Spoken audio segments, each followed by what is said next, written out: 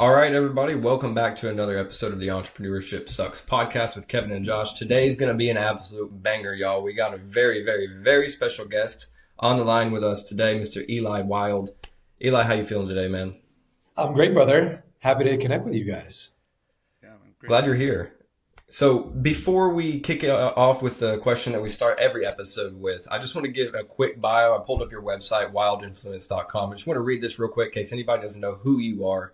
You're the creator of Wild Influence, and you were Tony Robbins' top performing corporate trainer, and you worked with thousands of people to transform their businesses. Basically, if it has to do with sales, impact, influence, you're the guy to talk to, right? And I have had the pleasure of knowing you before the Tony Robbins event with a previous company that I used to work for. We got to hang out at a house party. So this has been a long time coming. We're super excited to have you on the show, man. Awesome. Excited to be here, man. Thank you. Yeah. And so, Eli, we like to, kick each episode off with the same question because, when we invite people onto the podcast, we get different reactions because the name is, it's not typical, right? And so, we always like to hear, like, what's your perspective? What's your take on entrepreneurship sucks? What does that mean to you? It's a hard road. I mean, for me, having a background with Tony, and my real name, for everybody might know this, is Eli Will Hyde. And it's been a theme through my life, like hiding. I was voted the quietest kid in school. And, it's easy to hide, but when it's you, it's very different. Even in the Tony Robbins organization, I was the top salesperson there, but I was kind of hiding behind the Tony brand. And so with entrepreneurship sucks, like what that relates to me, it's like, it's hard. You've got to lead this thing. There's a lot of loneliness. There's a lot of responsibility. And when you start out a business, like I've got a mastermind and people are saying, well, what about the marketing person and the salesperson? I'm like, look, you're at a level in your business, like this is all you. You are sales, your customer service, your follow-up, like this is you. And you're like trying to delegate and hire and all these things and you don't have enough money yet. Like this is a you thing. And I think a lot of people too, when they're starting out in a business, they try to delegate things too soon. Like for us, like we're just starting to market. I've never needed to market. We've done really well off word of mouth. And then we've hired on agencies and it's gone like not that great, but I'm not intelligent enough to have the conversation. And my excuse was, well, that's just not my thing. I'm not a marketer, but I need to have responsibility over this thing that is my business. So it's just, you have to learn, you need at least a base understanding of all the hats. Otherwise it's, you're irresponsible in your business. And that's the whole thing. So it's a lot of responsibility, a lot of work, a lot of late nights. I got home from a podcast I did last night at like midnight and then got up early this morning and hitting it, so that's the thing. So yeah, it's, that's how I take on my take Yeah. on it. Yeah. I mean, what you said is so true too, man. Like, you may get into this, you may be good at sales, you may be good at marketing, whatever element of the business that you see as your superpower. And once you start running everything and wearing all the hats, like if you delegate off, you have to have at least a baseline understanding of each aspect of your business, or you could be paying an agency that's just wasting your money because you don't have enough insider optics into what should work and what shouldn't work, or what to be tracking for and what not to be tracking for. So there's a lot of wasted money, and especially in the first couple 100,000, first million, right? Of not having the right at least baseline understanding of what you're paying out for, right? Well, 100%. Yeah.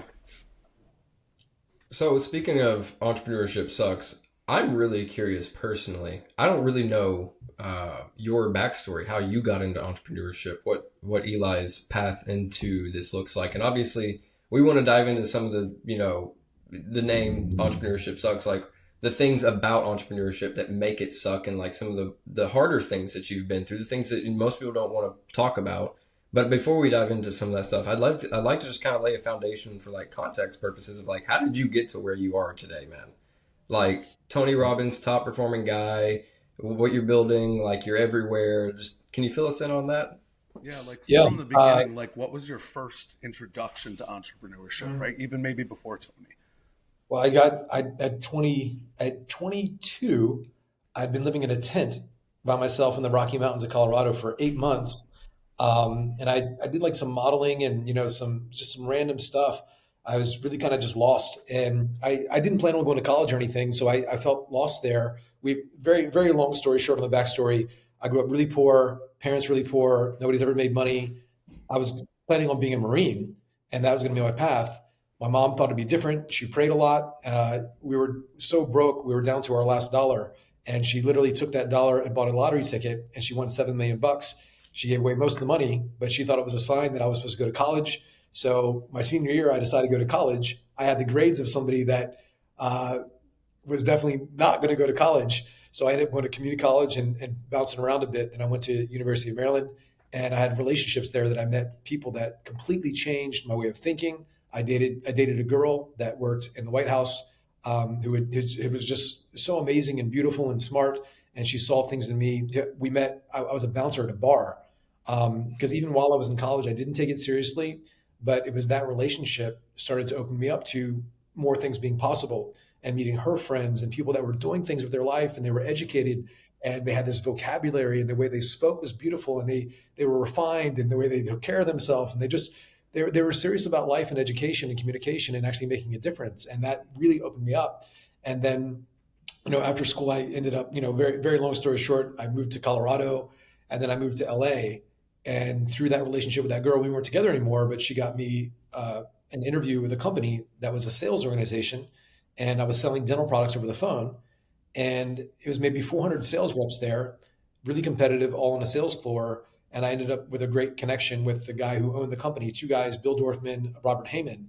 Robert and I became really close, and I saw how he lived his life at the gym at 4 a.m. at Gold's Gym in Venice. And that was the mecca of bodybuilding and the competitive there, physically, mentally, emotionally. And at the gym at that time, it was people that were like CEOs of companies, people that were doing things. And I met some of his friends and relationships, and because of that relationship, it made me want to perform. Obviously, I wanted to be the top salesperson. I wanted to make money, but a lot of it was the like wanting him to believe in me. Like it was his, like I wanted his respect, and that was more of a driving force than money for me. And fast forward, a year I'm there, and I had opportunities in that company. I became the top salesperson, all of that, but I had this kind of dangling carrot through another relationship with a person that was a manager of a lot of famous people in Hollywood, and he thought it'd be good for me. He was managing Tom Welling, who was Superman in the show Smallville. He was turned down for Superman Returns. He said, Eli, I think you'd be great for this. And so they cast me, in this role. And, it was probably down between me and a few other people, but they trained me for the role for months. And you do things on, when you get into it with the script and everything, on camera classes, where just like you can see my face in this image right now, you can see your faces. Imagine you're reading a script for the first time, just like many of you are familiar with reading a sales script, and you've heard sales script not sound certain, but it is magnified. Imagine a room full of people watching you on camera read, and the camera is right on your face like this, but your face is like the size of a wall. Just like if you were in a movie theater, every imperfection in your skin, your eyes, and any uncertainty, like when I can communicate with you here and I'm here, but if I'm like, I think that it's time to move forward, you can hear it on a sales call, but it is magnified. And they were not rude, but they told me about things that I need to work on.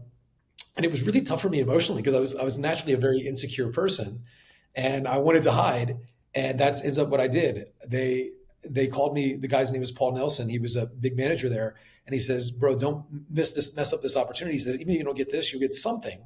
And I just quit showing up for class. He was like, "You got a real shot, like at something here." He's like, "We don't chase people. It's the same firm that was managing like Jim Carrey. This is like a legit, enterprise."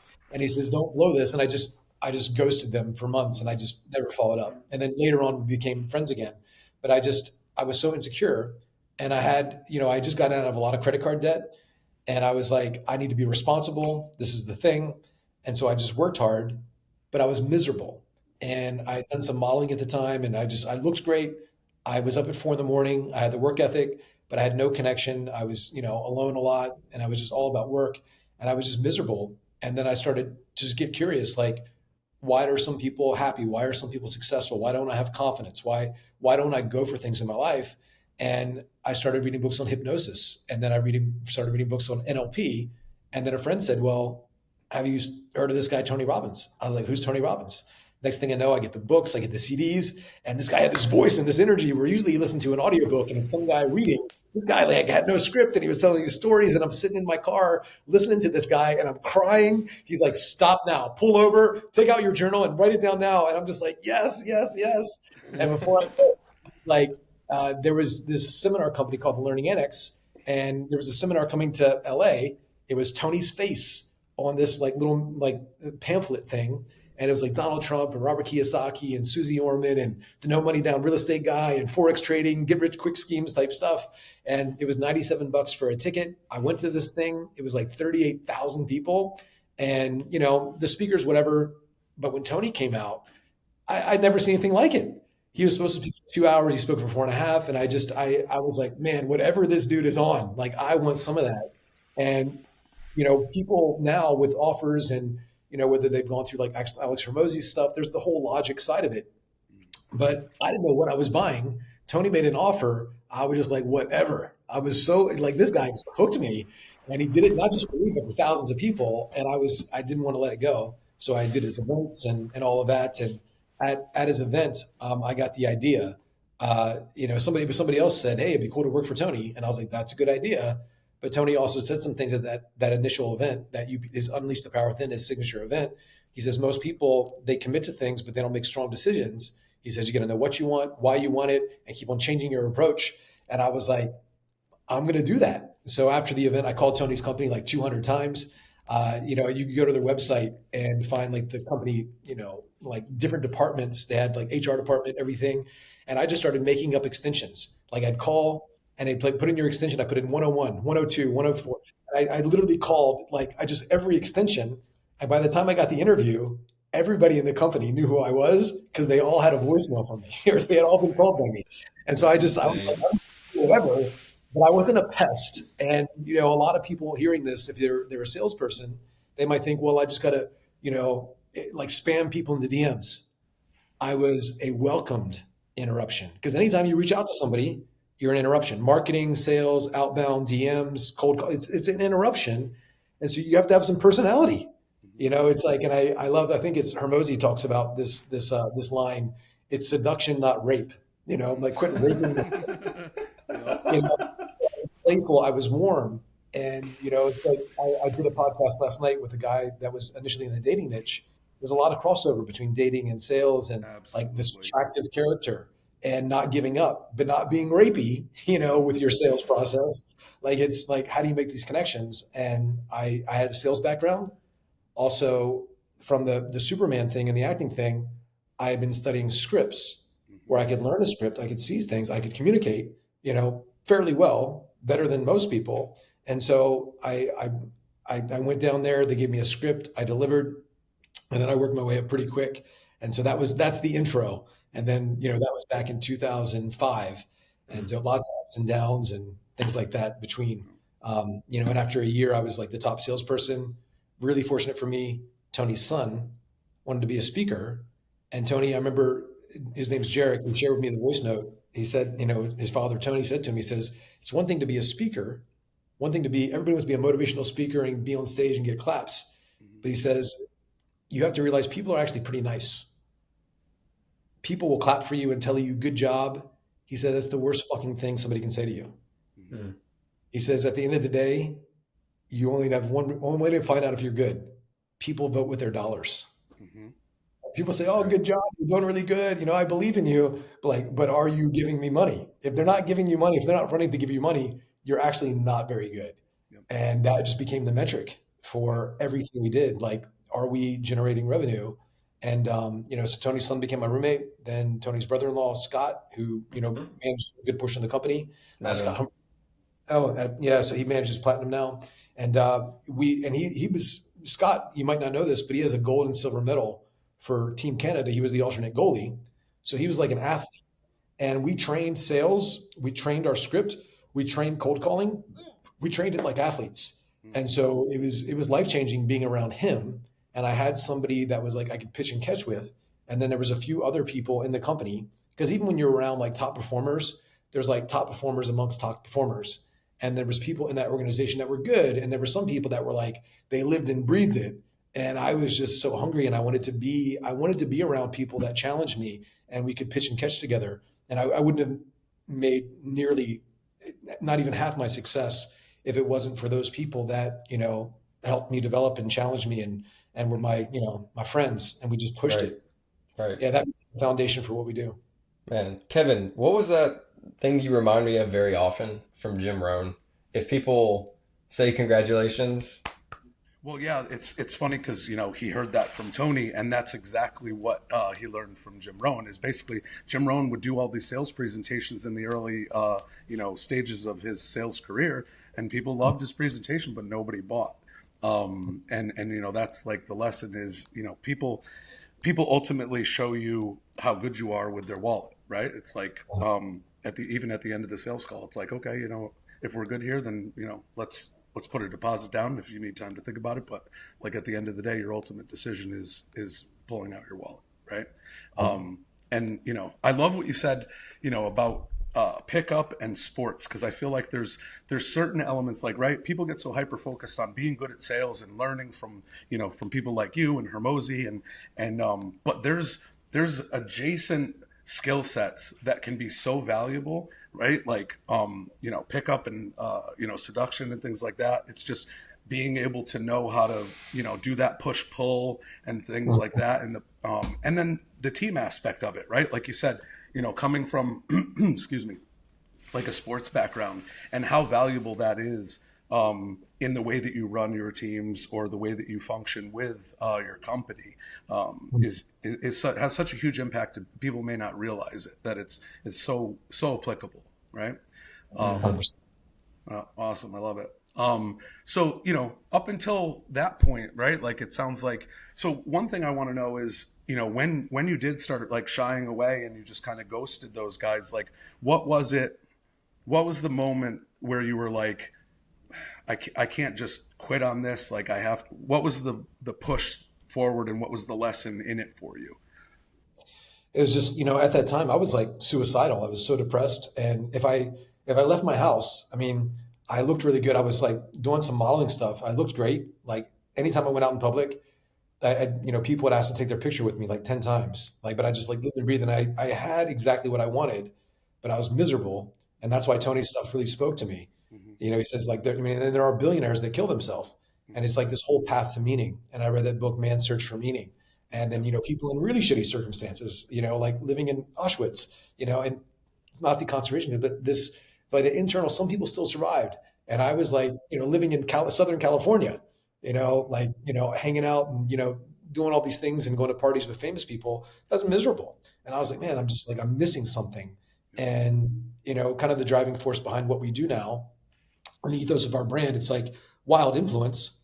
I also wrote a book around that time, some books by Stuart Wilde and a book by Oscar Wilde called Picture of Dorian Gray, and how Oscar Wilde lived his life. He was very authentic and expressive, and this whole concept of being wildly influential, connecting what's inside of you and being authentic and expressive with what's inside of you in a way that produces results. Hmm. Not just chaotic, but wildly authentic in a way that's directed towards an outcome, but an expression of you and sales and all of that. So that became the ethos. And really, I think, for me, when I go back to who I was and where I was emotionally when I saw Tony speak, like that talk, like potentially saved my life, definitely Mhm. changed my life.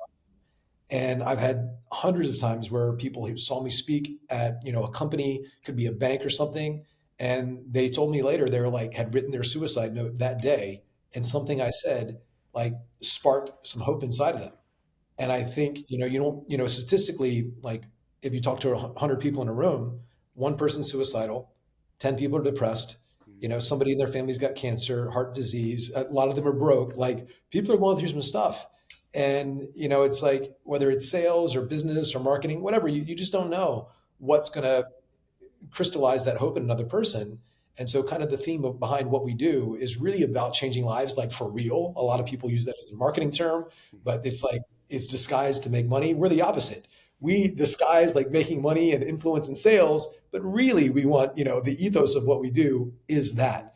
And, Sure. I got a business partner, Eli Sanchez, who's brilliant. And, Mm. it's like people tell us all the time, like this work, they've done other, quote unquote, quote, competitor sales or speaking stuff, and are like, wow, like I get it now. and just the atmosphere of what we created has been really good.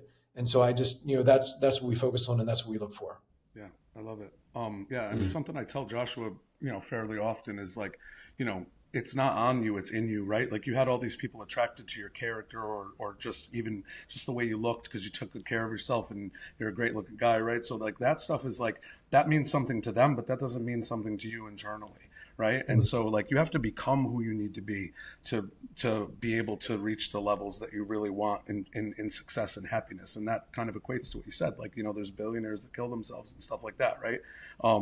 And so Joshua and I always, I checked in with him today. Like he seemed a little grumpy. I was like, "What's going on? Are you okay? Like, let's just talk." Like, and because it matters, right? Like my relationships in business are far more important to me than the amount of money that we make. The impact that we have on our clients and the people that we're in relationships with. Like, I have some pretty high up people that just call me up and shoot the shit with me, and I'm like, what do you, there's nothing to gain from a relationship with me. I have nothing to offer you besides just me. And they're like, that's why, like, you're fucking awesome, and I just enjoy talking to you, and if I can throw some business your way from Russell's inner circle, crap like that, I'm more than happy to, because I enjoy just chatting with you.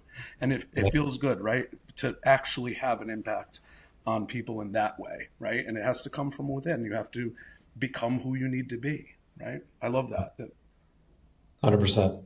Yeah. Very cool. That's the good stuff. Makes it a lot more fun to do business as well. Yeah. Yeah. Yeah. Cause you wake up, not every day you're on fire. Like I've done, I say this a lot. I've spoken at over 4,000 seminars and events. Like you don't wake up every day, like, yay, another seminar. Like sometimes your back hurts, you're tired, you haven't slept. And so it's like, there's gotta be something else to it, because there's a lot of ways that you can make money. It is easy just to work somewhere. I worked hard when I worked for Tony, but looking back on it, like we worked hard, but this, it's definitely harder. So, let's get back on the journey, I guess. So from there, right, after you were roommates with Tony's son and worked with them at that capacity, what was the next step for you? Several times I tried to leave the company, or I'd come back, or I'd work, I'd do something on my own, and I just kept on coming back. I worked there from other people as well. It's a hard place to not come back to, right? It's great people, and I mean, of course, there's Tony, but yeah, I worked there for about 2.5 years, maybe 3 years, and then I left the company around 2008, and because we had these cycles where we'd go each city for like 3-4 months, and I come full circle back in Los Angeles after a few years on the road with Tony.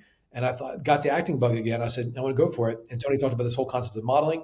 There was a guy that had done some big things, and he booked this one gig that really took off his career. I said, I'm going to try to book that one gig. And I couldn't even get an audition, but it was like for this like dancer, like actor guy on stage. But then they had a role for like the conductor, and I was a speaker. So I got the audition for the speaker, and they loved me. And I said, hey, I kind of like to be the main dude, the star of the show. And they're like, do you have experience? I was like, no. They're like, but they liked me. And so they got me into an audition. And it was like 800 of the best looking dudes you've ever seen. And I made the first, it was like 800 down to 100, down to 30, down to 8. And I made the final 8. And I recognized all the faces of the people. They were slightly famous, like the top Versace model. It was like an Abercrombie guy. It was a guy from Days of Our Lives. So, because they put you on a billboard in Times Square, they basically make you famous overnight. They spend millions marketing your face, like Chelsea Handler, like all these like little bits on shows and comedy skits and stuff like that. And so I get this, I go to the final audition, and I remember the first guy goes in. I listen at the door to hear what questions they were going to ask him, because you had to take your shirt off, you had to dance. I was the worst dancer. I was in good shape, not in the best shape. But then there was an interview portion, and I listened at the door to hear what questions. As soon as they said, some guy was like, I'll go in, I listened right at the door because I wanted to hear, and nobody else did. And I listened at the door, and I'm like, shit, I think I'm going to win. The second guy goes in, and I listen to him, and I'm like, I'm definitely going to win this thing. Like, they're asking him questions, but they don't know why they're asking the questions. Each guy was in there for like 5-6 minutes. I go in there, I was in there for like almost an hour. And of course they found me, they did 3 rounds of voting, or 2 rounds, and it was unanimous. I won. They called me. And so before I got a billboard in Times Square. I was working out at Equinox on Sunset Boulevard in West Hollywood. And it's a lot of like famous people. I actually, it's so funny, so timely. I used to sit in the sauna every day with P. Diddy. He never invited me to a party. I'm a little bit upset, but I see him there every day at the sauna, him and his bodyguard.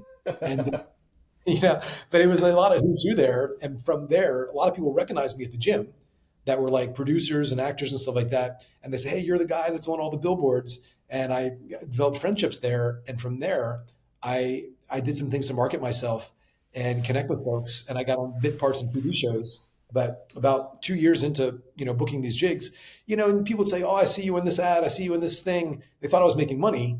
Like a lot of these acting jobs, I mean, it was like $200 or $500, or I'm on set all day, or it's like modeling thing, maybe like $1,000. Yep. And so, I mean, you're really a starving artist. You're going to auditions all the time.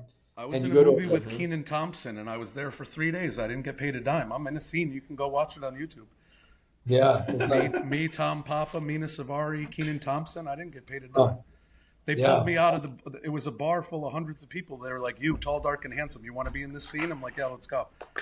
nice, nice. So it was a fun experience, but not good money, man. That was what put me back on the entrepreneurial path. I was on my entrepreneurial journey similarly, right? Sales, entrepreneurship, and then like acting. I have a friend who's a director who's local to me here, and he's like, I want you in some of my movies. I'm like, all right, I'll give it a try. I got some free time in between here and there, whatever. But Yeah. ultimately, the money wasn't there. Yeah, it takes a while, and you got to, it's a path. Unfortunately for me, I had all the right connections. I became friends with everybody, but it's still like you got to commit to it. But I was like a fitness model. I was working out all the time.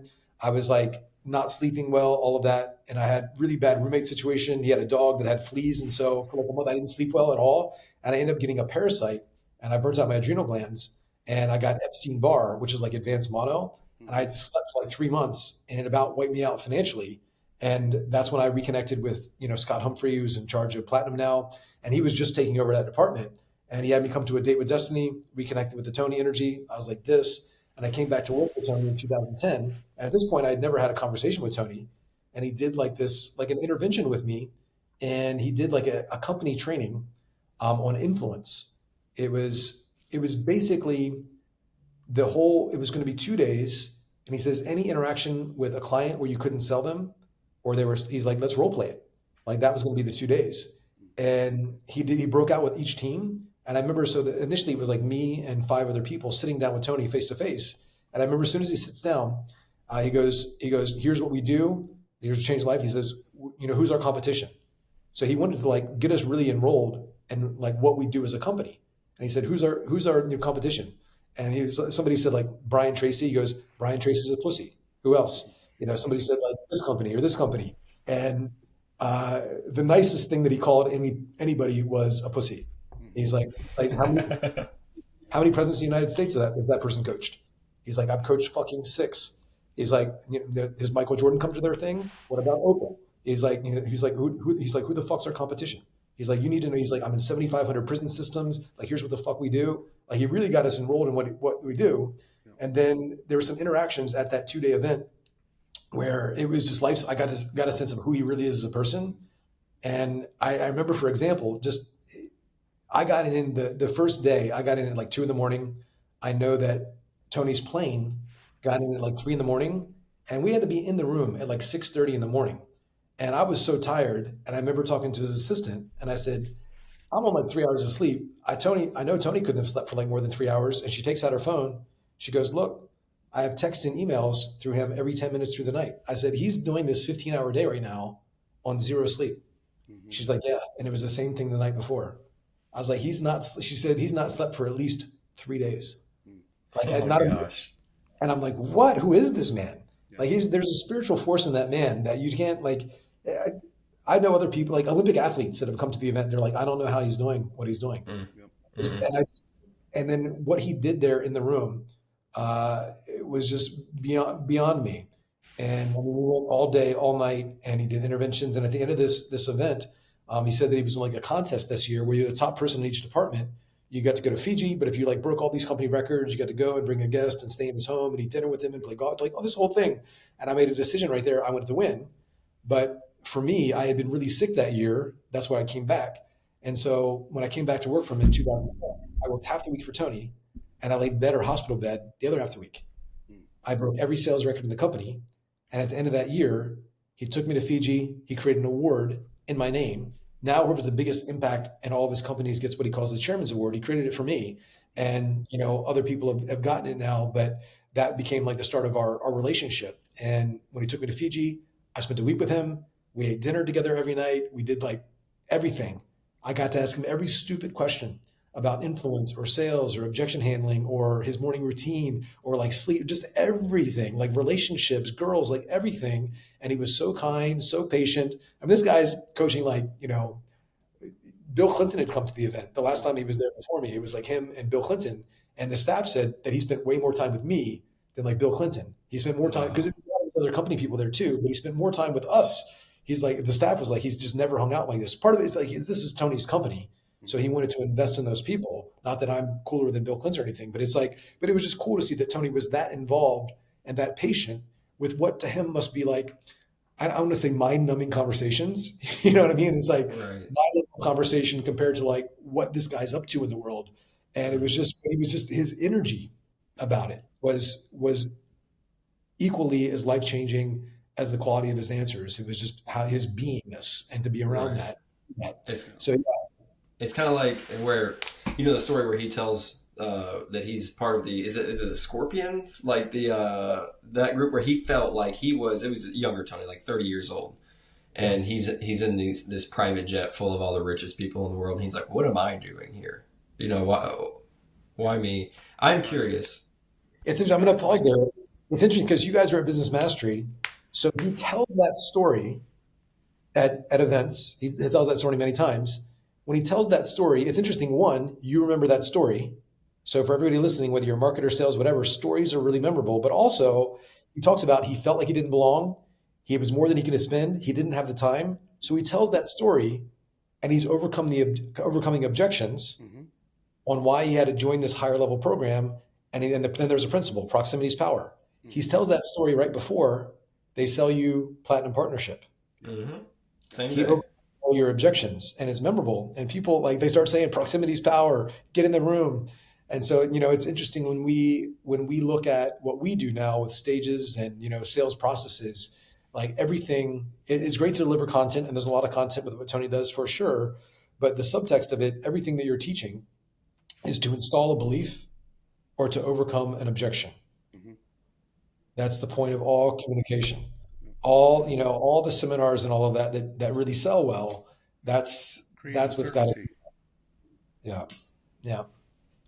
When you were talking about Tony being like, who's our competition and stuff. Honestly, I think one of my favorite things about Tony, there's so many, but like the one thing that I love most about him is he serves so deeply that he doesn't have to pretend to be humble. He can be arrogant because he has such a contrast of how deeply he serves and how much he believes in himself and what he does for people. He doesn't have to be fake humble. Like he can just be a dick about it, and it's funny because it's true, and there's no denying it. And that's an awesome thing. You get a sense that he cares, and it's an archetype that he plays. And it's like I tell people too when they're getting into coaching or they want to be a speaker, I'm like, there's these one or two archetypes that you want to to really understand. Like one is like kind of Tony, like I'm the fucking best in the world. You want to be the best? Like I work with presidents and Michael Jordan and all these people. Like let's come raise your game. Like, and that's great. Garrett J. White speaks into that frame a lot, and he can pull that off. Then there's like the Russell Brunson kind of Bruno Bouchard. Like I'm just this dumb guy. I didn't know what I was doing. Again, funnel, bajillion dollars. Like it's just like, and you're listening to these people. There's a woman who is also like a speaking coach, whatever, and she's smart, but she comes off like she's so dumb. And part of you, like you see these people, they're like, yeah, and I made millions of dollars and I don't even know what I'm doing. And you're kind of like, this person's an idiot. If this person can do it, man, I'm going to kill it. But they actually are really smart, but it's an archetype. Russell. We're really close with Josh Forty, and he pulls that card all the time. And I call him out on it. I'm like, shut up. Yeah. It's interesting though. It is because it is an archetype, and some of these people, I'm like, that's really smart in how they sell. But then I bought some of these people's programs, and I'm like, they actually are dumb. I don't know. It's like they're like the attractive character bit. And that's a very attractive character, and they're installing beliefs in the audience. But then they, the lack of, when somebody's had 20 years doing something or versus like 3 years, it's, there's a difference. There Uh, is. so Absolutely. Yeah. So Josh, your archetype is the down home sweet boy type, right? Yeah. Everybody like wholesome, and I'm just the nicest asshole you'll ever meet, and nice. we have a good balance in that aspect. It's pretty fun. yeah, I wear my heart on my sleeve.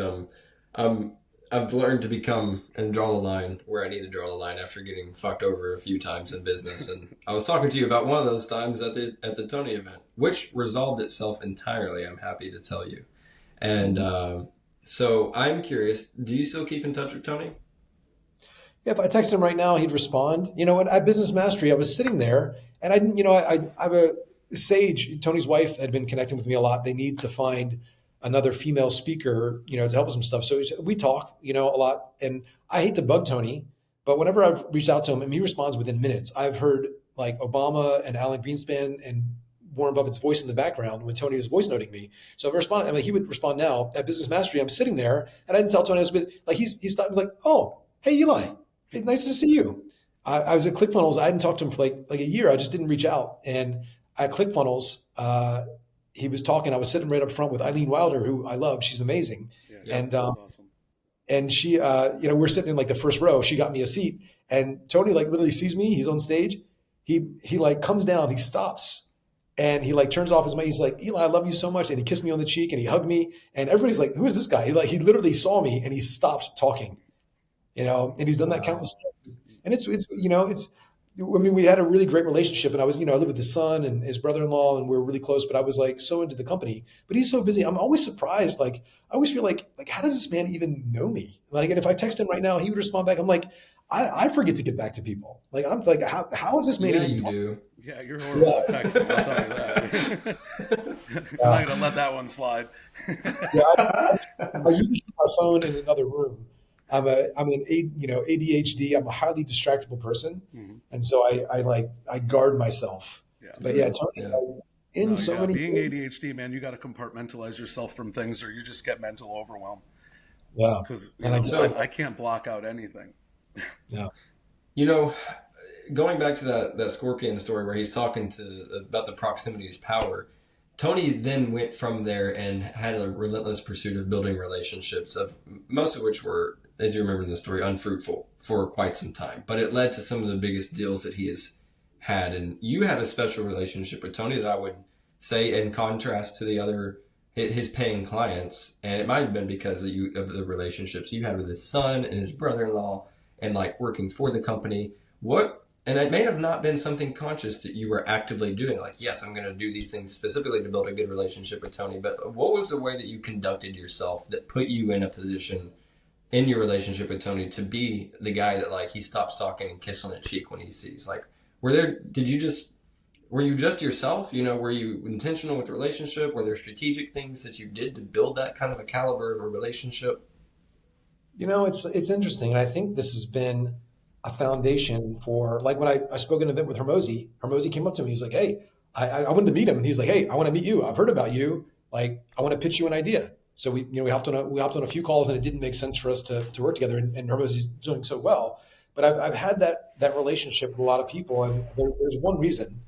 Like, people in Tony's company or people, they want to meet Tony, they want to be around Tony, and of course, I wanted to like meet this guy. I mean, I was infatuated with this man, but you connect with people because you have similar values. And for me, I had such a great experience at Tony's event, regardless of thanking him or being around him or taking away. I always felt like I would be taking from him if I met him, and I didn't want to be a taker. So I purposely, I tried not to talk to him because I felt like I didn't have anything of value to give. But at the same time, who he was and being in that room had such a profound experience on me. My mission became to change the world. And I believed that the best path for me to change the world, so we both want to change the world. For me, the best vehicle to change the world was to expose people to that man. So a higher value for me was working and doing things to get people in the room than just valuing a relationship. And that actually created a similar value, which made the relationship. Does that make Right. sense? It was a mission. You guys were sharing a mission together. And Both on a mission to change the world. And at that point, I thought there was nothing better a person can do than self-development in general. Some people don't like Tony, but it's hard to say that Tony's not the GOAT, in this way. absolutely is And unquestionable. I think there are other programs that go deeper. And I think some people do need one-on-one therapy. And, if somebody's on drug addiction or they go, but for Tony, it's like he's the gateway drug. He's like, gets people, like it's a big pattern interrupt. And then they read a book or they're hooked. And now they're like, then they maybe go to something deeper. They go to another program, or maybe they're a bajillionaire and they get one-on-one coaching with Tony. But what he's done for the world, like just to be a part of that, maybe gave me purpose to my life. And so like I said, I know there's people out there listening to me or listening to this podcast that are lost, and maybe they listen to my stuff or they go to Tony's stuff, or I've mentioned, a few other people here like Eileen or Hermosi, or there's like something there where they can like be exposed to this other world. And the majority, like we're in the self-development coaching thing, we're in a bubble, but the majority of people YouTube or, what they're consuming is such garbage, and their environment is such garbage, and what they eat is such garbage. And this was like rich, mental, emotional, nutritious protein for the soul. And I was like, this is good stuff. And when I was really lost, Tony said something. He said, there was like so much badness on the inside. I was like, you just figure, like he said, if I start putting enough good stuff in, good stuff's going to start coming out.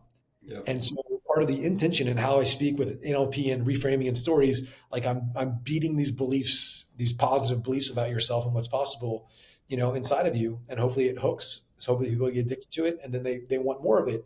And it's a positive addiction compared to some other ones out there, for sure. For sure. And, Joshua, to touch on, what he said, though, in response to your question, that I think is probably the most important part, at least from my perspective, is, Eli doesn't want to take anything from Tony, and everybody around people like that, they want something, right? So like perfect example is, I'm friends with Bart Miller. He dresses Russell and stuff, right? And he, the other day he sent me a referral, and I'm like, thanks, man. I was like, but we're going to start competing, man. I'm not going to let you do more for me than I do for you. I'll fucking win. Right. Mm-hmm. So like that type of, like it's refreshing, right? It's, you don't want to take anything from them. You want to lead with as much value as possible with no expectation in return. And the right people will reciprocate, and that's how you determine who's who. Right. The Bible it says to try to intentionally out honor one another. And I know, Kevin, you and I do that in our relationship. We try to out serve and out honor one another. And that's actually what I heard specifically from you two, Eli, is that, you didn't want to be just another person to ask something from Tony. And you intentionally didn't, because that's what you felt. And so you're like, the best way I can change the world is by exposing people to this man. And that's a beautiful answer. I think that's a major takeaway for anybody listening to this. Like, get around somebody of influence, try to build a relationship that's not contingent upon you getting something from them, right? And just try to add value. Don't ask of anything. So that's a really, really profound answer. I do want to say this.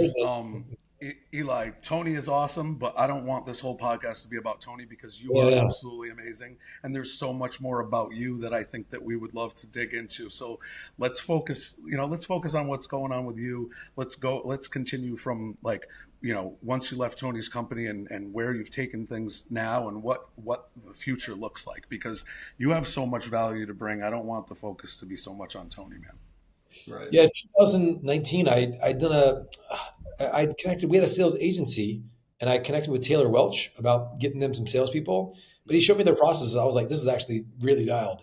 And, Cole Gordon was a sales rep there, and Taylor ended up inviting me to speak for like a couple hours at this Dominican event. I spoke for like 12, and I wasn't halfway through my presentation. So they had the sales mentor company that was just taking off, and they offered me a partnership there. About 2 weeks later, I ended up speaking at a UPW in London, 12,000 people. They gave me they did like a bonus day, and I sold and went really well.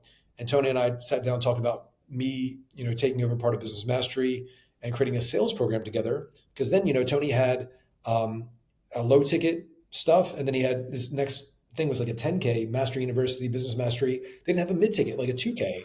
But he was also just in the process of doing that thing with Dean Graziosi. So he was going to be busy.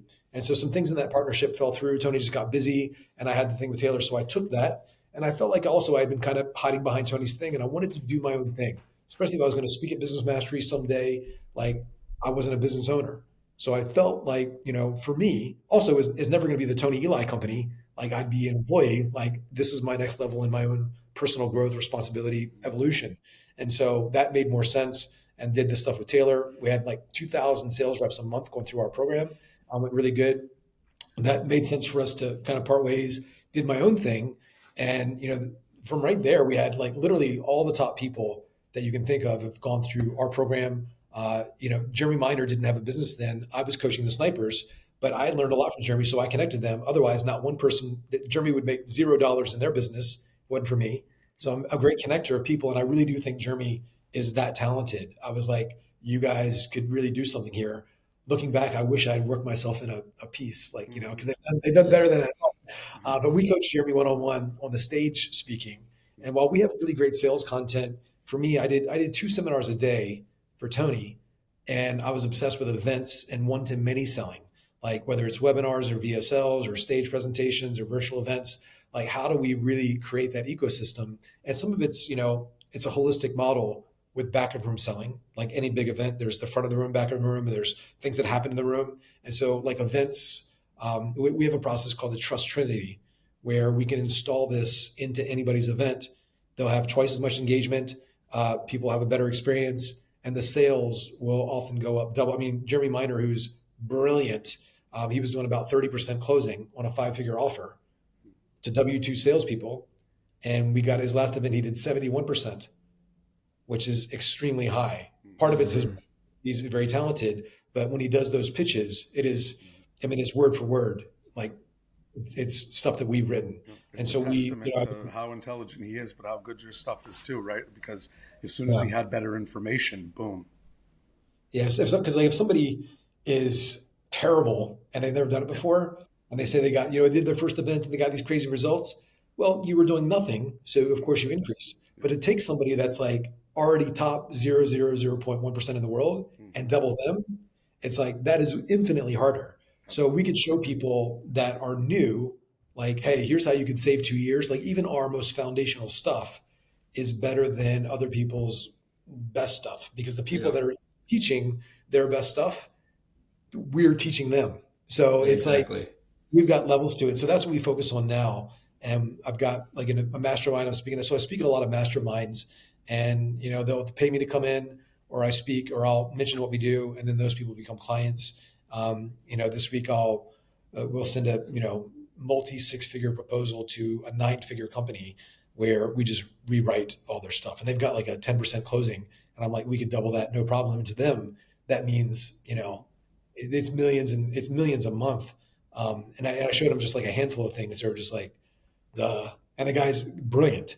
And so that's what we do now, some consulting, but that's really time conducive. So we've got the top 1% of the market already. We've already known these people, work with these people. And then we got a mid-ticket thing, a mastermind thing, and we've kind of done it the backwards of most people.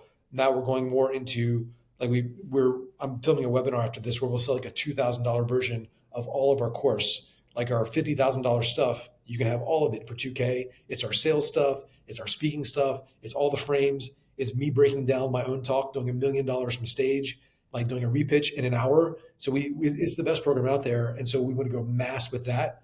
And then people that see it will, see the quality of it, and then they'll ascend.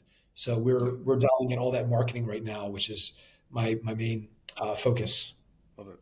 It sounds awesome. Yeah. Absolutely. By the time this episode airs, it should be fully solidified. So I'll just say it now. But we became preferred partners with GHL on their AI division. So we're going to be doing their AI support and stuff, and locking arms with them. So if there's any synergy where we can provide some value and bridge a gap for you with your program over on that side of things, we'd be more than happy to. I know Yeah. when we were at the Business Mastery event, we talked about our AI sales manager. You're like, man, I want to partner up. There's so many things we can do, but I just want to let you know the door is open for anything that we're doing. If we can provide value to you, we'd be more than happy to do so. Amazing. That's AI awesome. sales manager. That sounds cool. We don't do any sales stuff right now. We just sell through events. But my next call, supposed to be in 2 minutes, I'll push it back, is with a sales guy that wants to kind of manage everything. But maybe having AI to support him would be good. But yeah, we've been doing everything word of mouth. So this marketing thing, we're like, this is my full on like sales marketing thing now. It's like I love it. our basic stuff is better than most people that are doing. I spoke at SalesCon recently, and people showed me what they were doing. And some of these like 22, 23-year-old kids selling like 300 grand worth of a month worth of like e-com stuff. And I was like, man, this is like we should do a funnel like this. So we've been in the process the last month of really refining this, and I'm all in on it. So That's yeah, amazing, dude. I'm super excited. I used to work for Taylor. That's how I got into all this, and I was in Cole's program. yeah. Huh? I think he's one of the smartest people in this industry. Oh He's yeah, I love the direction he's headed right now with how deep he's going in his relationship with God and the content that he's putting out. It's shifted a lot of my my faith worldview and my relationship with God, and it's amazing. His brain just works differently. I love it. yeah. So, man, I know that you got to run to your next call. We got some coming up also.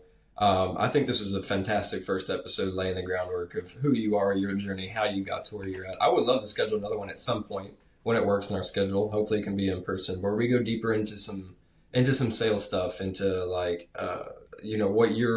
what you're really doing right now, and diving deep into some of those topics. But definitely going to put all the links that you have for people to gain access to what you're doing now, to expose it, because I think it's going to be absolutely life-changing. I know how impactful Business Mastery was for me, and I've seen some of what you did based on the previous relationship, and I can definitely vouch for the value there. And so we'll make sure we embed all that stuff so people can get access to it, so they can get into your world. Best place to follow you is Instagram, if they want to get in touch, YouTube, Facebook. Yeah, it's if they Eli Wilde _sales. If they just send us a DM like sales, they'll get free script or like a breakdown of me doing $1 million pitch. So DM sales, and they'll get we'll send them some cool stuff. I'm gonna go do that. Yep. Definitely want to check it out. Eli, thank you so much, bro. This has been a phenomenal episode. Awesome. Appreciate you guys. Take care. Stay in touch. All right.